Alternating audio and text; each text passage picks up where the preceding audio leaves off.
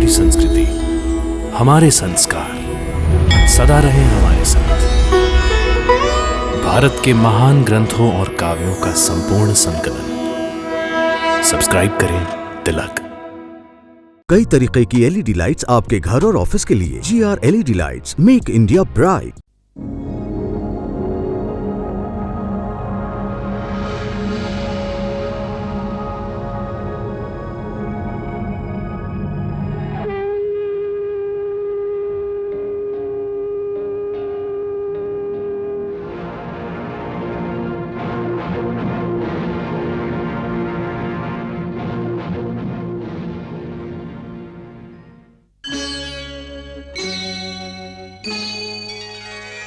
कृष्णा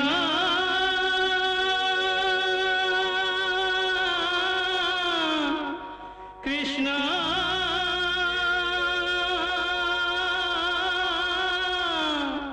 हरे कृष्णा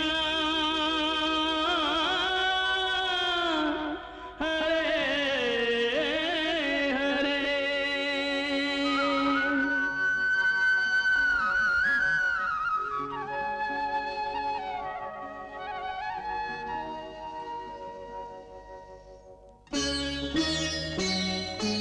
सच्चिदानन्दरूपाय विश्वोत्पत्त्यादिहेतवे तापत्रयविनाशाय श्रीकृष्णाय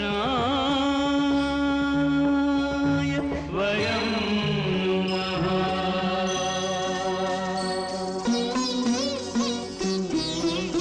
श्रीकृष्ण गोविन्द हरे मुरारे, हे नाथ नारायण वासुदेव। हरे कृष्ण राधे राधे कृष्ण कृष्ण हरे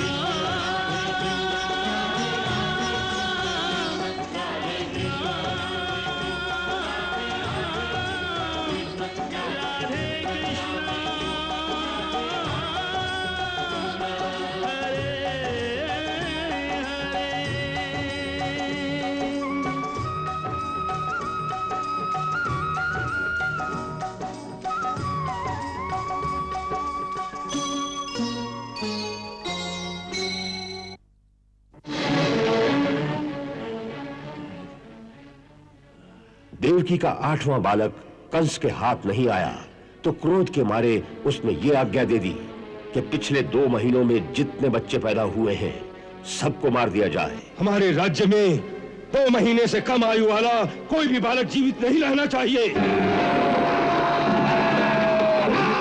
तो उसके सैनिक निरीह प्रजा पर शिकारी कुत्तों की तरह टूट पड़े।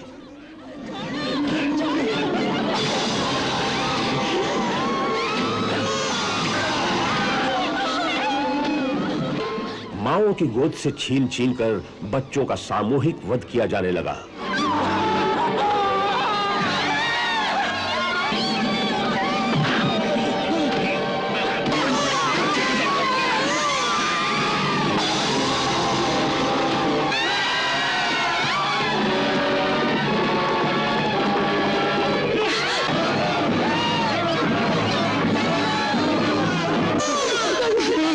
भगवान तेरी रक्षा करे।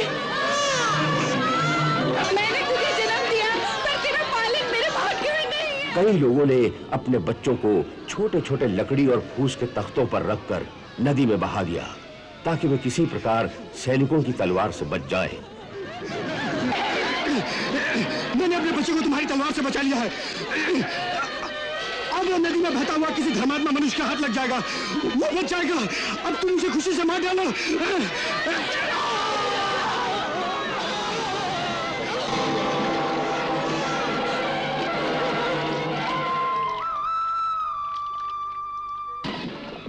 उधर जब कुछ सैनिकों को यह पता चला कि गोकुल में भी एक बालक का जन्म हुआ है तो वे उसे मारने गोकुल पहुंचे, परंतु गोकुल के ग्वालों ने उन्हें पत्थर मार मार कर भगा दिया।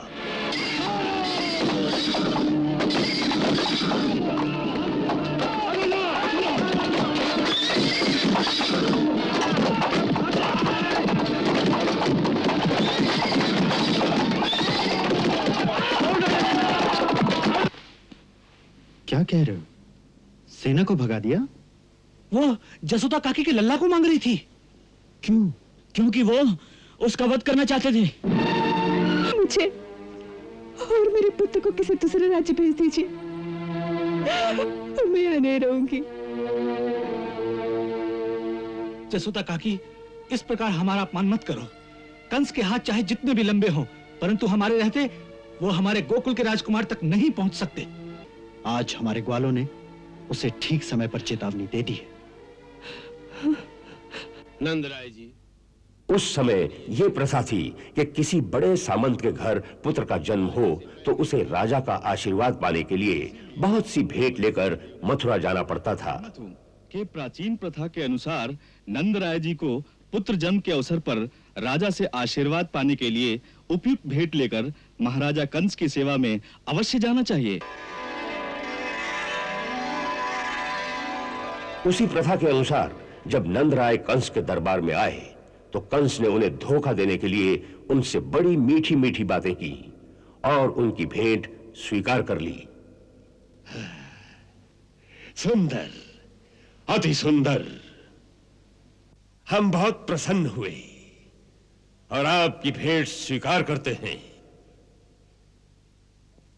नंदराय जी, आपके घर पुत्र जन्म का समाचार सुनकर हमारा हृदय गदगद हो गया था। आपको हमारी ओर से बधाई है।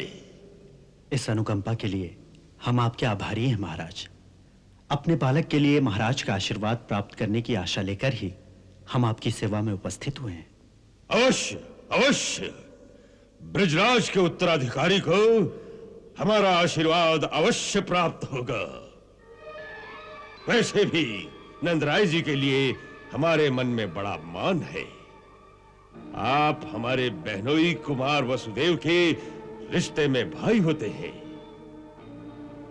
अतः इसी कारण भी हम आपको अपना बड़ा भाई ही मानते हैं। महाराज का हृदय कितना विशाल है। आज आपने अपने सेवक का मान बढ़ा दिया। नहीं नंदराय जी, नहीं। हम अपने सामंतों को सेवक नहीं, अपना साथी समझते हैं। मथुरा के दरबार में सभी गोकुलवासियों को बड़े आदर से देखा जाता है।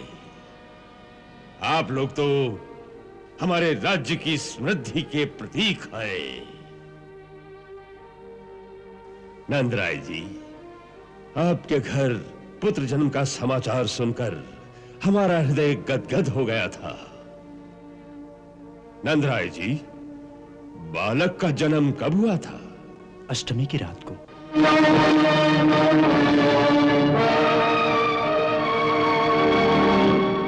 आप विश्राम करें।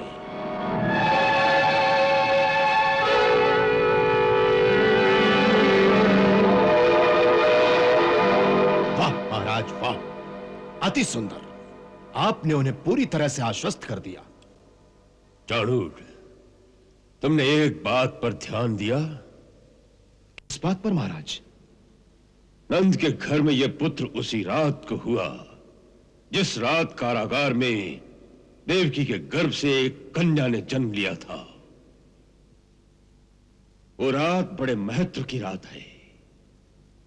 जिस नंद के यहां संतान होने की कोई आशा ही नहीं थी, उसी रात को उस नंद के घर में एक पुत्र का जन्म होता है।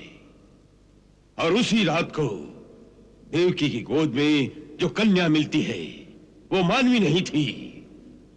हाथ से छूटते ही उसने अपना असली रूप धारण किया और उसने भी यही कहा कि तुझे मारने वाला जन्म ले चुका है। चाणूर, हमें पूरा विश्वास है कि वही बालक है जिसने देवकी के अष्टम गर्भ से जन्म लिया। कारागार से निकलकर किस प्रकार वहां पहुंचा, किसने द्रोह किया, इसका पता लगाना चाहिए चाणूर। अब इस बात का पता लगाना असंभव है महाराज। क्यों? क्योंकि उस रात बंदीगृह में जितने प्रहरी थे जो इस प्रकार द्रोह कर सकते थे, उन सबको आपकी आज्ञा से हाथी के पैरों तले मरवा दिया गया है। अब उस रात की कहानी सुनाने वाला कोई जीवित नहीं है। वो जीवित नहीं रहे, किंतु वो बालक हमारा काल जीवित रह गया। जालूड, तुम और किसी बालक की ओर ध्यान ही मत दो। यही जिसे लोग नंद का पुत्र समझते हैं, ये वही है जिसकी हमें प्रतीक्षा थी। और इस बात का मुझे पूरा विश्वास है।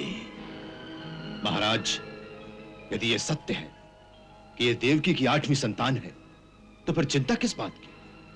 अब उस अकेले बालक से निपटना कोई बड़ी बात नहीं।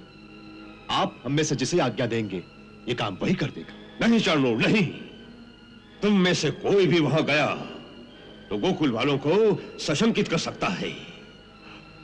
हमारे विचार में तो इस समय केवल एक ही है जिसके द्वारा यह कार्य आसानी से हो सकता है।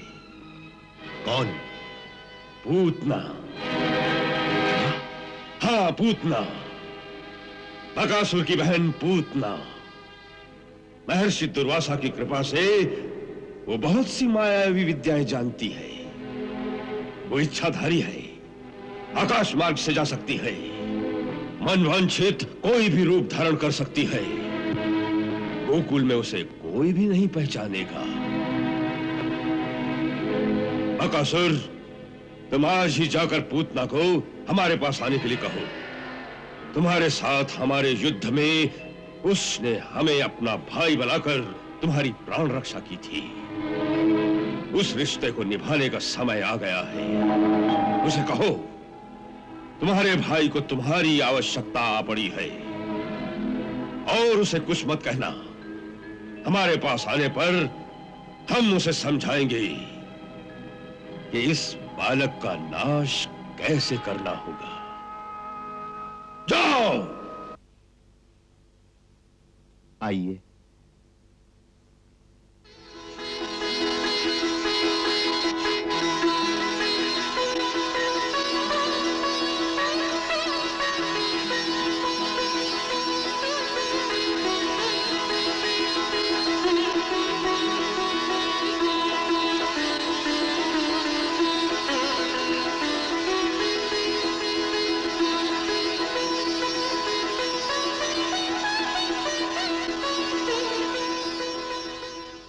प्रणाम। आप आयु में मुझसे छोटी हैं, परंतु वृषनिवंश के महाराज शूरसेन की बहू और हमारे राजकुमार वसुदेव की पत्नी हैं। इसलिए आपको नहीं, मुझे आपको प्रणाम करना चाहिए। आपका स्वागत है गोकुलपति जी। गोकुल में सब कैसे हैं? और यशोदा भाभी कैसी हैं? प्रभु की कृपा से सर्वथा कुशल है। और वो चलिए भीतर के कक्ष में चलें। आइए।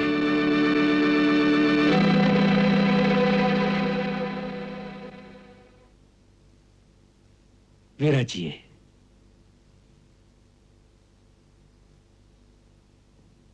सबसे पहले तो आपको पुत्र जन्म की बहुत बहुत बधाई हो। धन्यवाद। ये सब तो देवी माँ की कृपा और गुरुदेव शांडिल्य के आशीर्वाद का फल है। आप लोगों को भी कारागार से मुक्त होने पर बधाई हो। रोहिणी भाभी ने आपको प्रणाम कहा है और आपको बंदीगृह से घर आने के शुभ अवसर पर बधाई दी है। रोहिणी दीदी स्वयं कुशल से तो है ना? और उनका पुत्र? उनका पुत्र? हाँ, उनका पुत्र कैसा है वो? उस बालक के बारे में मैं आपको एक गूढ़ रहस्य बताना चाहता हूं। वास्तव में वो रहस्य देवकी भाभी को पता है।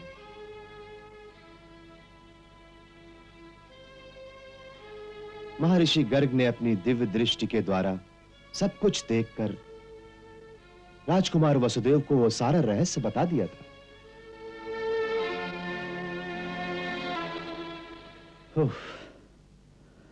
क्या दैवीय चमत्कार था वो। हम सब तो हतप्रभ हो गए थे। रोहिणी भाभी तो किंग कर्तव्य विमूढ़ होकर जाने क्या कर बैठती। गुरुदेव शांडिल्य ने सारी बातों का समाधान करके उन्हें शांत किया तब कहीं मन उनका स्वस्थ हुआ? भाभी ने चलते समय मुझे आपके लिए एक संदेश दिया है। क्या? उन्होंने कहा है, देवकी, मैं तो केवल तुम्हारे पुत्र की धाय हूं, वास्तव में वो तुम्हारा ही पुत्र है।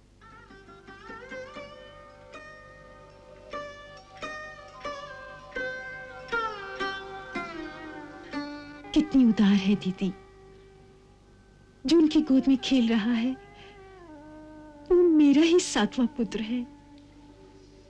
ये सुनकर मुझे बाकी सब पुत्रों की मृत्यु भूल गई है। ऐसा लगता है जैसे मेरे हृदय के घाव सब मिट गए हैं। भाभी तो पुत्र को लेकर आपके पास यहां आना चाहती थी। बालक को यहां लाना चाहती थी? हाँ। नहीं, उन्हें कहना ऐसा कदापि ना करे। कंस भैया को यदि भी पता चल गया कि मेरा एक पुत्र भी जीवित है तो उसे भी जीवित नहीं रखेंगे। रोहिणी दीदी से कहना कि वो आप ही का पुत्र है, मेरा कुछ भी नहीं। उनसे भी कहीं ये ना कहे कि मैं उसकी कुछ लगती हूं अथवा मेरा उससे कोई संबंध है। वो मेरा ना होकर ही जीवित तो रहे, बस मुझे और कुछ नहीं चाहिए। चाणूर, अभी तक पूतना नहीं आई। महाराज, उसे लाने के लिए बकासुर स्वयं उसी समय चला गया था। वो आकाश मार्ग से आती है, इसलिए आती ही होगी। चाणूर, अभी नंदराय और उसके साथी मथुरा में ही हैं। सांझ से पहले वो घर नहीं पहुंचेंगे। हम चाहते हैं यदि उनके घर पहुंचने से पहले ही पूतना गोकुल में जाकर अपना काम पूरा कर ले तो उसे सुविधा होगी। महाराज, पूतना आ गई है। हाँ।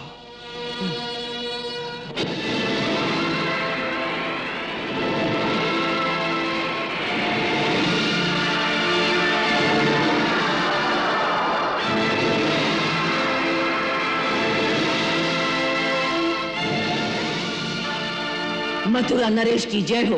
क्या आज्ञा है महाराज? पूतना,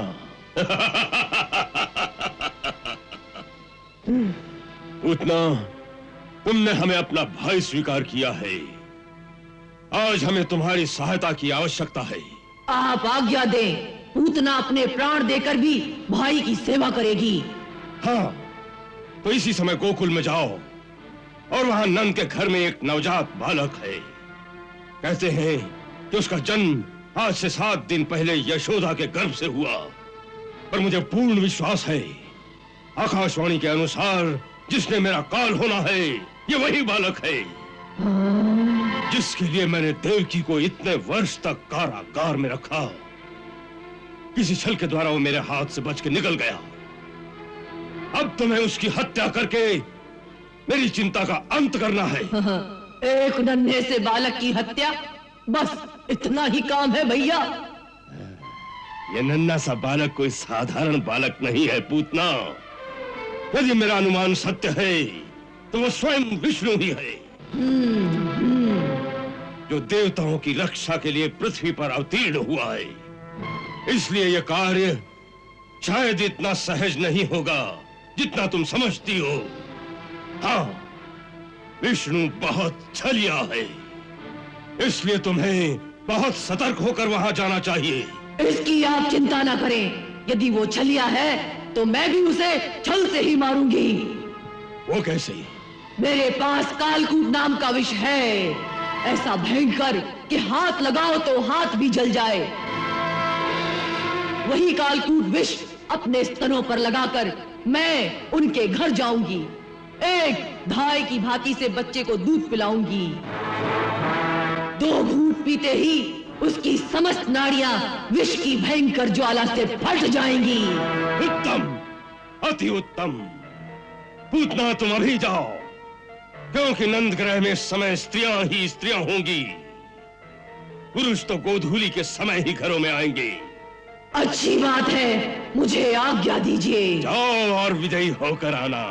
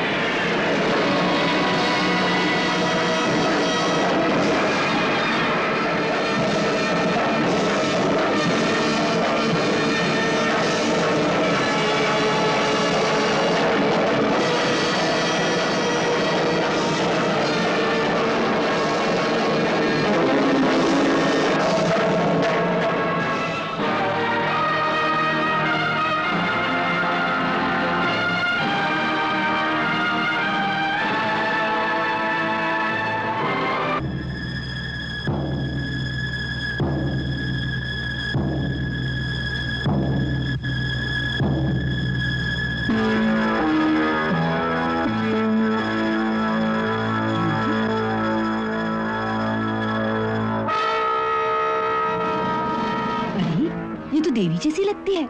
हमारे लल्ला के दर्शन के लिए आकाश से आई होगी। चलो चलकर देखें कि ये देवी कौन है। चलो चलो चले।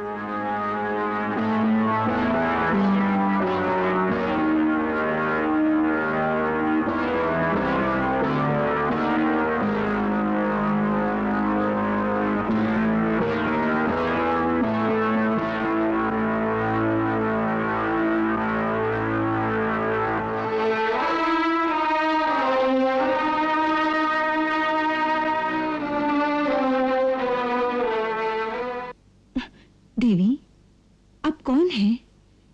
कहां से पधारी हैं? और यहाँ आने का क्या प्रयोजन है? मैं आपकी क्या सेवा कर सकती हूँ? नंदरानी, मेरा प्रयोजन तो केवल आपके लल्ला के दर्शन करना है। मैं मथुरा की रहने वाली हूँ। मेरे पति एक श्रेष्ठ विद्वान और परम सिद्ध ब्राह्मण हैं।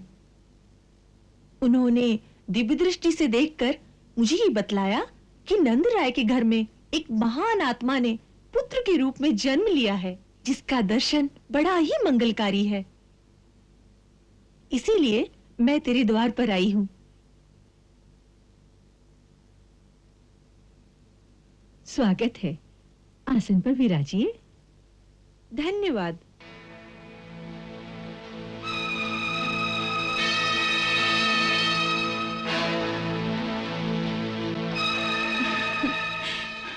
ब्राह्मण पत्नी हूँ, इसलिए कोई भेंट तो नहीं दे सकती, लेकिन तेरे बालक को आशीर्वाद अवश्य दे सकती हूँ।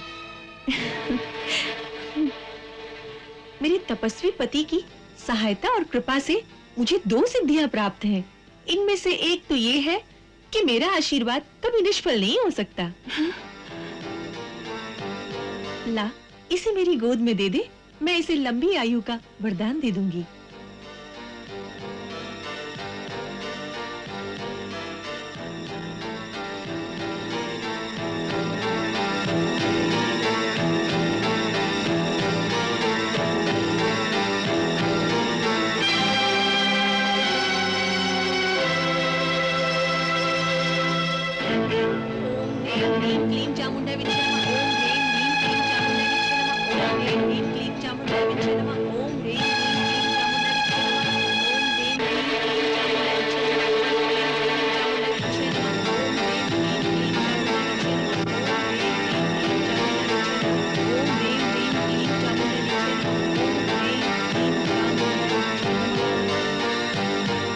ब्रिजरानी, तुम्हारा ये बालक कोई सामान्य बालक नहीं है। ये तो कोई अद्भुत जीव दिखाई पड़ता है, जैसे देवलोक से आया हो। यशोदा रानी, मैं एक और रहस्य की बात बताती हूँ। मैंने कहा था ना कि मुझे 2 सिद्धियां प्राप्त है। उनमें से दूसरी ये है कि मेरे स्तनों से निरंतर अमृत रस झरता रहता है, जिसके पीने से तेरा पुत्र अमर हो जाएगा। अतः मैं इसकी धाय बनकर इसे अपना दूध पिला देती हूँ।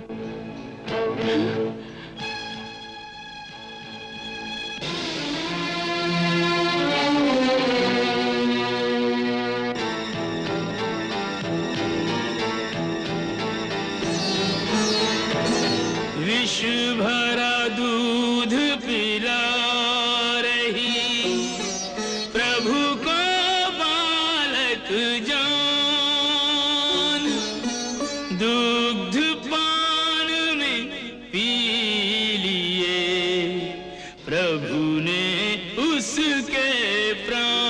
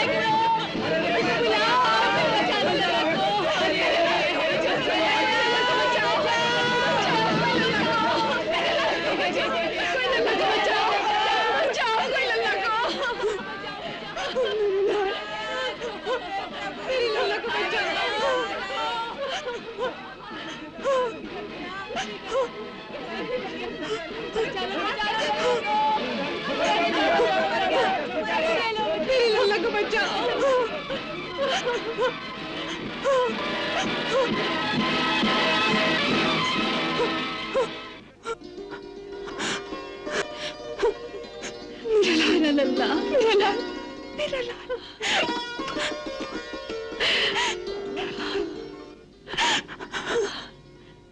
मेरा लाल, मेरा लाल, मेरा लाल, मेरा लाल। सब ठीक हो गया यशोदा, सब ठीक हो गया। अरे यशोदा, होश में आओ, होश में आओ यशोदा, होश में आओ। काकी, यशोदा, यशोदा, उठो, तुम्हारा पुत्र बुला रहा है। बेटी, उठो बेटी। देखो, तुम्हारा पुत्र तुम्हें बुला रहा है। यशोदा, देखो, तुम्हारा लल्ला बुला रहा है। उठो यशोदा।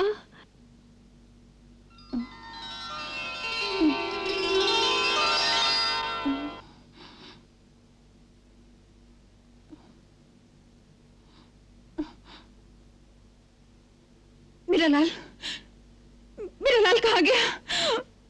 वो राक्षसी मेरा लाल ले गई। मेरा लाल। यशोदा, होश में आओ। मुझे लाल के पास जाना है। तुम्हारा लल्ला यही है। देखो तुम्हारा लल्ला।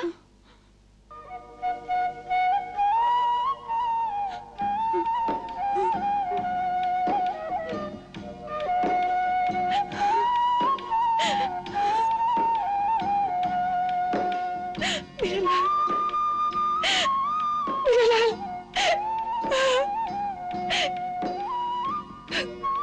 कहाँ चला गया था तू? कहाँ चला गया था?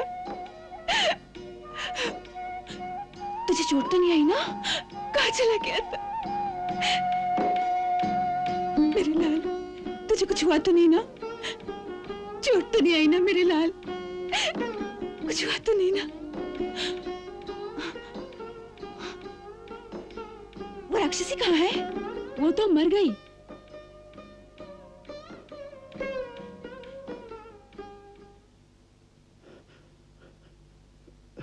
काकी, काकी, ये जो गांव में मैंने सुना, क्या वो सब सच है? बिल्कुल सत्य है। सर्वप्रथम अपने पुत्र के हाथों बहुत सा दान कराओ। नंदराय जी, कोई बड़ा ग्रह टल गया है। फिर कुलगुरु शांडिल्य से कहकर कोई विशेष पूजा कराओ। ऐसी विकराल राक्षसी के हाथों बच जाना कोई दैवी चमत्कार ही है। अवश्य, अवश्य ये गुरुदेव का आशीर्वाद ही है। लल्ला तो ठीक है ना? हाँ नंदराय जी, बिल्कुल सुरक्षित है, पूर्णतया स्वस्थ। लगता है थक गया है, अभी सो जाएगा।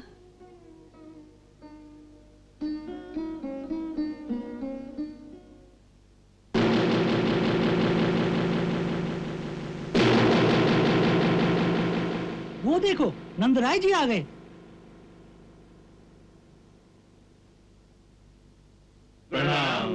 प्रणाम। आते हुए हमने इसी की छाया गोकुल की ओर जाते देखी थी। हमें क्या पता था कि ये हमारे ही पुत्र को उठाने आ रही है।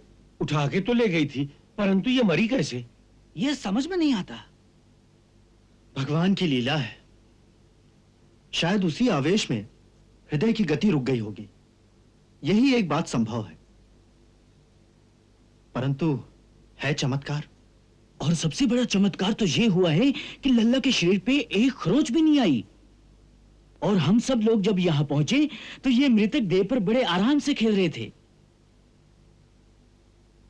नंदराय जी, इस विशाल देह का क्या किया जाए? इसका अग्निदाह तो करना ही चाहिए, अन्यथा इसकी दुर्गंध से सारा वातावरण दूषित हो जाएगा। परंतु इतनी बड़ी चिता कैसे बनेगी?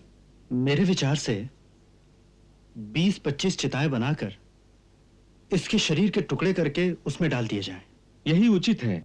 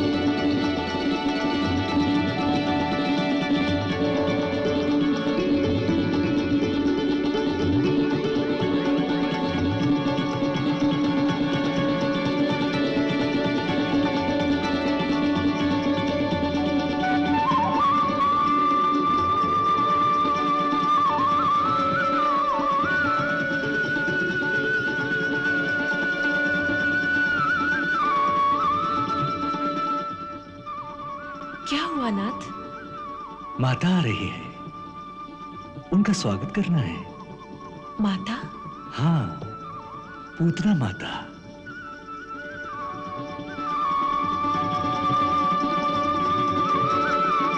मुझे दूध पिलाकर उन्होंने मातृपद प्राप्त कर लिया है। हमने तो उसके पिछले जन्म में ही उसकी मातृभावना को स्वीकार कर लिया था। पिछले जन्म में? हाँ, पिछले जन्म में। कब? हमारे वामन अवतार के समय। उस जन्म में यह दैत्यों के राजा बलि की पुत्री रत्नमाला थी। जब हम वामन के रूप में उनकी यक्षशाला में पधारे तो उन्हें हमारा रूप अति प्रिय लगा और मातृत्व की भावना जगी। उन्होंने इच्छा की, इसे देखकर जी चाहता है इसे पुत्र की भांति हृदय से लगाकर अपना स्तन पान कराऊं।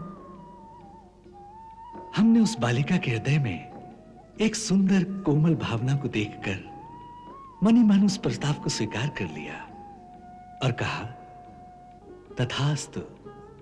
और जब हमने बलि से प्रतिज्ञा करा के अपना त्रिविक्रम रूप धारण किया और उसका सब कुछ छीन लिया तो रत्नमाला को हम पर बहुत क्रोध आया और उसके मन में दूसरा शत्रुता का भाव उठा। यदि ऐसा छलिया मेरा पुत्र हो तो उसे मैं दूध में मिलाकर विष दे दूंगी। हमने उसकी वो इच्छा भी स्वीकार कर ली। सो इस जन्म में एक साथ उसकी दोनों इच्छाएं पूरी हो गई। हमें विष भी दे दिया और अपना दूध भी पिला दिया।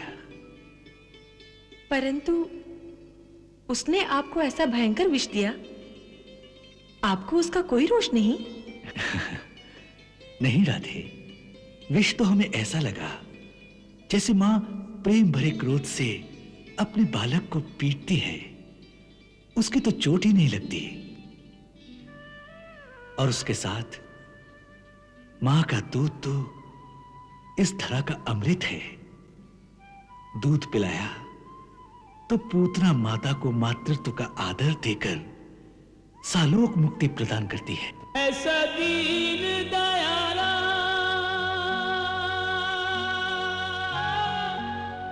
ऐसा परम कृपाला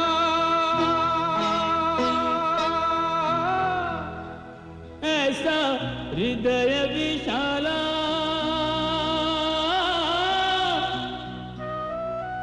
तुम सा कोई और नहीं, तुम सा कोई और नहीं।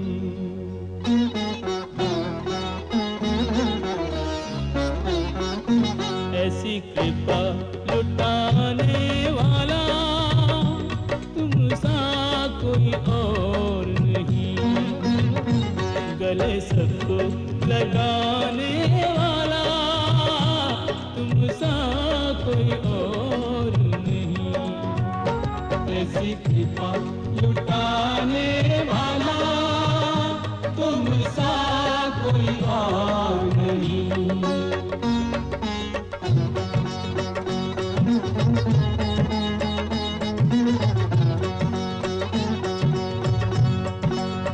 असुरी को सुरधाम पठाया,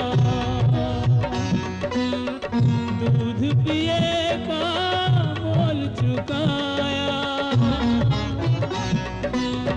स्वामी ऐसा चलन तुम्हारा, जिसको मारा उसको तारा, जिसको मारा उसको तारा। ये वचन निभाने वाला तुम सा कोई और नहीं।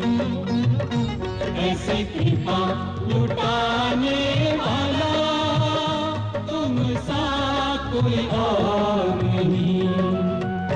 श्रीमन नारायण नारायण नारायण, श्रीमन नारायण नारायण नारायण, श्रीमन नारायण नारायण नारायण, श्रीमन नारायण नारायण नारायण।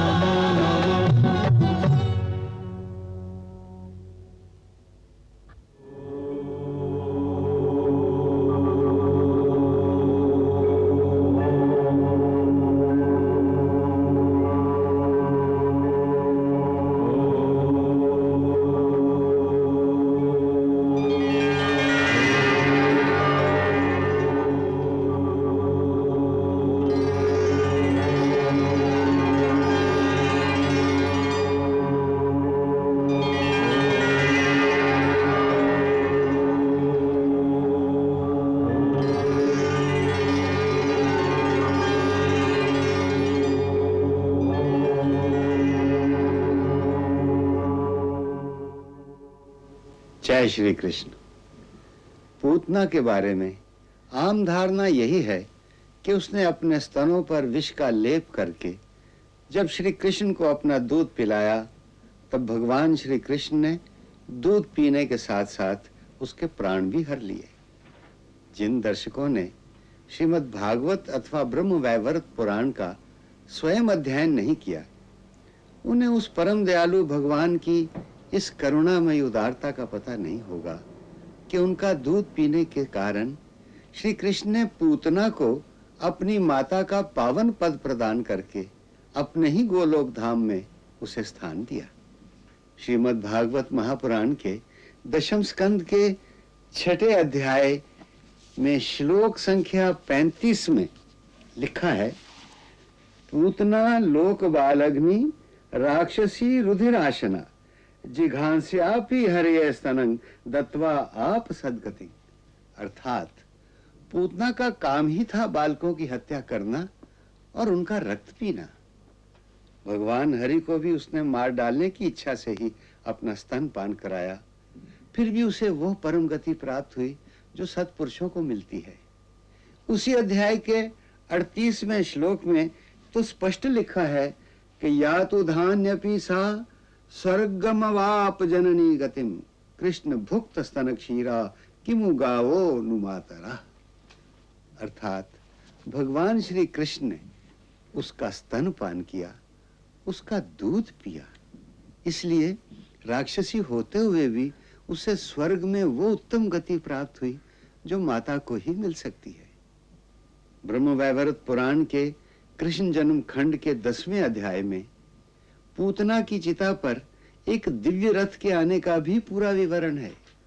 वास्तव में महर्षि वेद व्यास द्वारा भागवत में श्री कृष्ण की लीलाओं के वर्णन का मुख्य उद्देश्य एक ही है कि भगवान श्री कृष्ण की भक्ति के विविध रूपों का, उसके विविध प्रकार तथा भावों का निरूपण करके मानव को भक्ति के मधुर रस में डुबो दिया जाए, उसके हृदय को गदगद कर दिया जाए। पूतना की कथा में द्वेष भक्ति द्वारा प्रभु की कृपा प्राप्ति के इस मर्मस्पर्शी प्रसंग का भी यही प्रभाव है। इसीलिए भागवत में इस अध्याय का शीर्षक पूतना वध नहीं, पूतना उद्धार लिखा गया है। जय श्री कृष्ण। हरे कृष्णा कृष्ण कृष्ण हरे हरे, श्री कृष्ण चरितं गुणानुवादं तत्प्रेरणा अहं करोमि। मम भावगीतं हृदयस्य प्रीतं त्वत्पद्मपादे समर्पयामि। हरे राम राम राम हरे हरे, हरे कृष्ण कृष्ण कृष्ण हरे